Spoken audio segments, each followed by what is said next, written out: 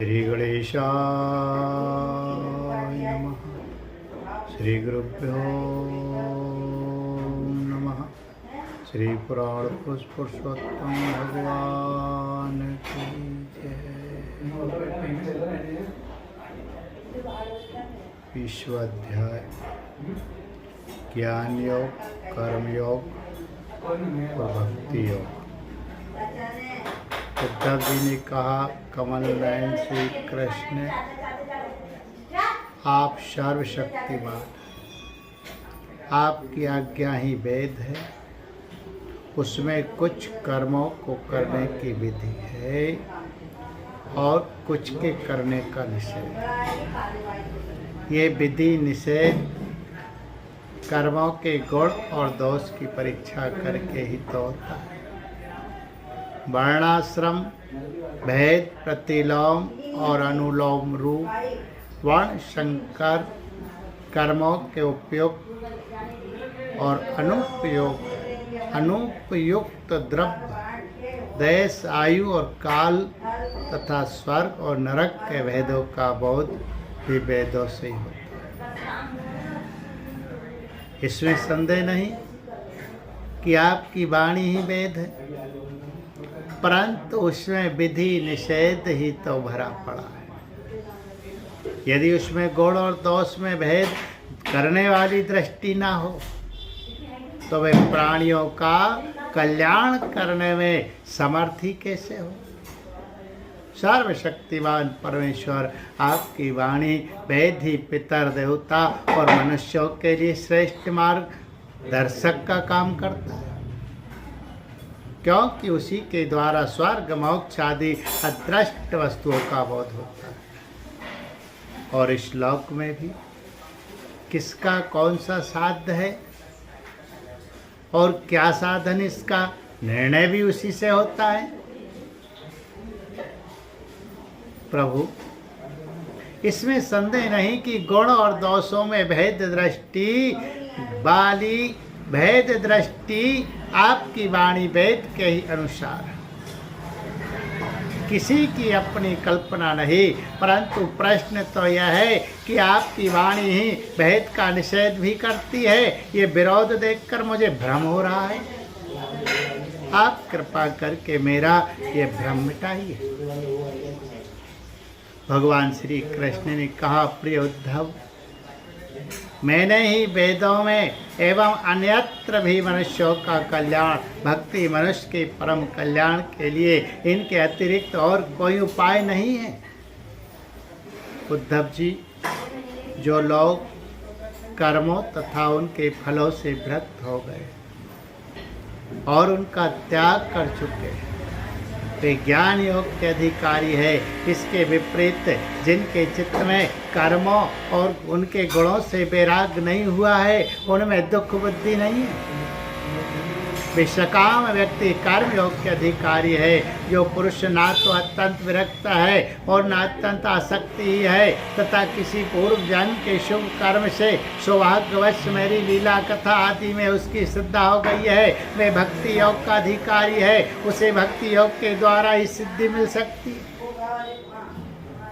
कर्म के संबंध में जितनी भी विधि निषेध है, उनके अनुसार तभी तक कर्म करना चाहिए जब तक कर्ममय जगत और उससे प्राप्त होने वाले स्वर्गादि सुखों से वैराग न हो जाए, अथवा जब तक मेरी लीला कथा के श्रवण कीर्तन आदि में श्रद्धा न हो जाए।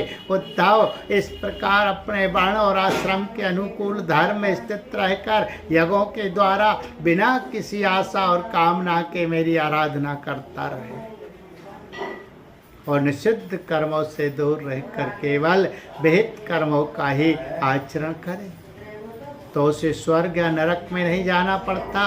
अपने धर्म में निष्ठा रखने वाला पुरुष इस शरीर में रहते रहते ही निषिद्ध कर्म का परित्याग कर देता और राग आदि मलों से भी मुक्त पवित्र हो जाता है। इसी से अनायास ही उसे आत्म साक्षात्कार रूप विशुद्ध तत्व ज्ञान अथवा द्रुत चित्त होने पर मेरी भक्ति प्राप्त होती है। ये विधि निषेध रूप कर्म का अधिकारी मनुष्य शरीर बहुत ही दुर्लभ है। स्वर्ग और नरक दोनों ही लोकों में रहने वाले जीव इसकी अभिलाषा करते रहते हैं, क्योंकि इसी शरीर में अंतःकरण की शुद्धि होने पर ज्ञान अथवा भक्ति की प्राप्ति हो सकती है। स्वर्ग अथवा नरक का भोग प्रधान शरीर किसी भी साधन के उपयुक्त नहीं है। बुद्धिमान पुरुष को ना तो स्वर्ग की अभिलाषा करनी चाहिए और ना नरक की ही, और तो क्या इस मनुष्य शरीर की भी कामना ना करनी चाहिए, क्योंकि किसी भी शरीर में गुण बुद्धि और अभिमान हो जाने से अपने वास्तविक स्वरूप की प्राप्ति के साधन में प्रमाद होने लगता है। यद्यपि यह मनुष्य शरीर है तो मृत्युग्रस्त है, परंतु इसके द्वारा परमार्थ की सत्य वस्तु की प्राप्ति हो सकती है। बुद्धिमान पुरुष को चाहिए कि यह बात जानकर मृत्यु होने के पूर्व ही सावधान होकर ऐसी साधना कर ले जिससे वह जन्म मृत्यु के चक्कर से सदा के लिए छूट जाए, मुक्त हो जाए। ये शरीर एक वृक्ष है, इसमें घोंसला बनाकर जीव रूप पक्षी निवास करता है। इसे यमराज के दूत प्रति क्षण काट रहे हैं। जैसे पक्षी काटते हुए वृक्ष को छोड़कर उड़ जाता है, वैसे ही अनासक्त जीव भी इस शरीर को छोड़कर मोक्ष का भागी बन जाता है। परंतु आसक्त जीव दुखी भोगता रहता है। प्रियोद्धव, ये दिन और रात क्षण क्षण में शरीर की आयु को छीन कर रहे हैं। ये जानकर जो भय से कांप उठता है वह व्यक्ति उसमें आसक्ति छोड़कर परम तत्व का ज्ञान प्राप्त कर लेता है और फिर इसके जीवन मरण से निरपेक्ष होकर अपने आत्मा में शांत हो जाता है। ये मनुष्य शरीर समस्त शुभ फलों की प्राप्ति का मूल है और अत्यंत दुर्लभ होने पर भी अनायास सुलभ हो गया है। इस संसार सागर से पार जाने के लिए यह एक सुदृढ़ नौका है। शरण ग्रहण मात्र से ही गुरुदेव इसके केवट बनकर पतवार का संचालन करने लगते हैं और स्मरण मात्र से ही मैं अनुकूल वायु के रूप में इसे लक्ष्य की ओर बढ़ाने लगता हूँ। इतनी सुविधा होने पर भी जो इस शरीर के द्वारा संसार सागर से पार नहीं हो जाता, वह तो अपने हाथों अपने आत्मा का हनन अधः पतन कर रहा है। प्रियोद्धव, जब पुरुष दोष दर्शन के कारण कर्मों से उद्विग्न और विरक्त हो जाए, तब जितेंद्रिय होकर वह योग में स्थित हो जाए और अभ्यास आत्मानुसंधान के द्वारा अपना मन मुझ परमात्मा में निश्चल रूप से धारण करे। जब स्थिर करते समय मन चंचल होकर इधर उधर भटकने लगे, तब झटपट बड़ी सावधानी से उसे मनाकर समझा बुझाकर फुसलाकर अपने बस में कर ले। इंद्रियों और प्राणों को अपने बस में रखे और मन को एक क्षण के लिए भी स्वतंत्र ना छोड़े। उसकी एक एक चाल एक एक हरकत को देखता रहे। इस प्रकार सत्व संपन्न बुद्धि के द्वारा धीरे धीरे मन को अपने वश में कर लेना चाहिए।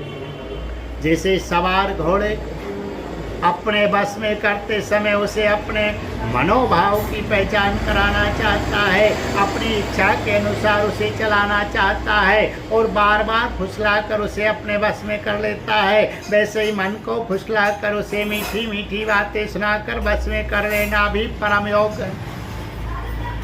सांख्य शास्त्र में प्रकृति से लेकर शरीर पर्यंत सृष्टि का जो क्रम बतलाया गया है, उसके अनुसार सृष्टि चिंतन करना चाहिए और जिस क्रम से शरीर आदि का प्रकृति में लय बताया गया है, उस प्रकार लय चिंतन करना चाहिए। ये क्रम तब तक जारी रखना चाहिए जब तक मन शांत स्थिर न हो जाए। जो पुरुष संसार से विरक्त हो गया है और जिसे संसार के पदार्थ में दुख वृद्धि हो गई है, वे अपने गुरुजनों के उपदेश को भली भांति समझकर बार बार अपने स्वरूप के ही चिंतन में संलग्न रहता है। इस अभ्यास से बहुत शीघ्र ही उसका मन अपनी वह चंचलता जो अनात्मा शरीर आदि में आत्मबुद्धि करने से हुई है छोड़ देता है। यम नियम आसन प्राणायाम प्रत्याहार धारणा ध्यान समाधि आदि योग मार्गों से वस्तु तत्व का निरीक्षण परीक्षण करने वाली आत्मविद्या से तथा मेरी प्रतिमा के उपासना से अर्थात कर्म योग ज्ञान योग और भक्ति योग से मन परमात्मा का चिंतन करने लगते हैं। और कोई उपाय नहीं। उद्धव जी, वैसे तो योगी कभी कोई निंदित कर्म करता ही नहीं, परंतु यदि कभी उससे प्रमादवश कोई अपराध बन जाए तो योग के द्वारा ही उस पाप को जला डाले। कस चंद्रायण आदि दूसरे प्रायश्चित कभी न करे। अपने अपने अधिकार में जो निष्ठा है वही गुण कहा गया है। इस गुण दोष और विधि निषेध के विधान से यही तात्पर्य निकलता है कि किसी प्रकार विषया शक्ति का परित्याग हो जाए, क्योंकि कर्म तो जन्म से ही अशुद्ध है, अनर्थ के मूल है। शास्त्र का तात्पर्य उनका नियंत्रण नियम ही है। जहाँ तक हो सके प्रवृत्ति का संकोच ही करना चाहिए। जो साधक समस्त कर्मों से विरक्त हो गया हो, उनमें दुख बुद्धि रखता हो, मेरी लीला कथा के प्रति श्रद्धालु हो और यह भी जानता हो कि सभी भोग और भोग वासनाएं दुख रूप है, किंतु इतना सब जानकर भी जो उनके परित्याग में समर्थ ना हो, उसे चाहिए कि उन भोगों को तो भोग ले, परंतु उन्हें सच्चे हृदय से दुखजनक समझे और मन ही मन उनकी निंदा करे तथा उसे अपना दुर्भाग्य ही समझे। साथ ही इस दुविधा की स्थिति से छुटकारा पाने के लिए श्रद्धा दृढ़ निश्चय और प्रेम से मेरा भजन करे। इस प्रकार मेरे बतलाए हुए भक्ति योग के द्वारा निरंतर मेरा भजन करने से मैं उन साधक के हृदय में आकर बैठ जाता हूँ और मेरे विराजमान होते ही उसके हृदय की सारी वासनाएं अपने संस्कारों के साथ नष्ट हो जाती है। इस तरह जब उसे मुझ सर्वात्मा का साक्षात्कार हो जाता है तब तो उसके हृदय की गांठ टूट जाती है, उसके सारे संशय छिन्न भिन्न हो जाते हैं और कर्म वासनाएं सर्वथा क्षीण हो जाती है। इसी से जो योगी मेरी भक्ति से युक्त और मेरे चिंतन में मग्न रहता है, उसके लिए ज्ञान अथवा वैराग्य की आवश्यकता नहीं होती। उसका कल्याण तो प्रायः मेरी भक्ति के द्वारा ही हो जाता है। कर्म तपस्या ज्ञान वैराग्य योगाभ्यास दान धर्म और दूसरे कल्याण साधनों से जो कुछ स्वर्ग अपवर्ग मेरा परम धाम अथवा कोई भी वस्तु प्राप्त होती है, वे सब मेरा भक्त मेरे भक्ति योग के प्रभाव से ही यदि चाहे तो अनायास प्राप्त कर लेता है। मेरे अनन्य प्रेमी एवं धैर्यवान साधु भक्त स्वयं तो कुछ चाहते ही नहीं। यदि मैं उन्हें देना चाहता हूँ और देता भी हूँ तो भी दूसरी वस्तुओं की तो बात ही क्या। वे केवल मोक्ष भी नहीं लेना चाहते। उद्धव जी, सबसे श्रेष्ठ एवं महान निःश्रेयस परम कल्याण तो निरपेक्षता का ही दूसरा नाम। इसलिए जो निष्काम और निरपेक्ष होता है उसी को मेरी भक्ति प्राप्त होती है। मेरे अनन्य प्रेमी भक्तों का और उन समदर्शी महात्माओं का जो बुद्धि से अतीत परम तत्व को प्राप्त हो चुके हैं, इन विधि और निषेध से होने वाले पुण्य और पाप से कोई संबंध ही नहीं होता। इस प्रकार जो लोग मेरे बतलाए हुए इन ज्ञान और भक्ति और कर्म मार्गों का आश्रय लेते हैं, वे मेरे परम कल्याण स्वरूप धाम को प्राप्त होते हैं, क्योंकि वे पर ब्रह्म तत्व को जान लेते हैं। बोले गोविंद गोपाल कृष्ण भगवान की जय।